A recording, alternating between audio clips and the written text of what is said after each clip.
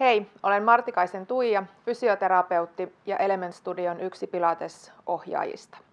Pilateksen peruskurssilla on tarkoitus käydä läpi vartalon perusasento, syvien lihasten aktivointi, jolla tätä perusasentoa pystytään hallitsemaan, ja keskeisimmät Pilateksen käsitteet, jotta viikkotunneilla olisi sitten luontevampaa päästä opetukseen mukaan.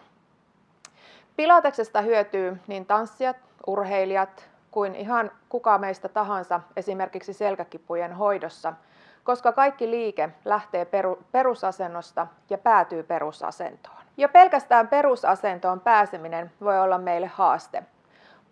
Yleisempiä ongelmia tulee kiputiloista, istumisesta, työergonomian puutteista tai treenien yksipuoleisista liikeradoista.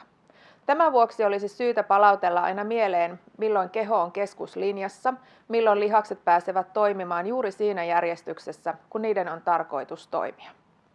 Peruskurssilla nähdään ja sen jälkeen alkaa todellinen työ, millä päästään vaikuttamaan lihaksiston pituuteen ja vahvuuteen ja saamaan kehoa tasapainoon.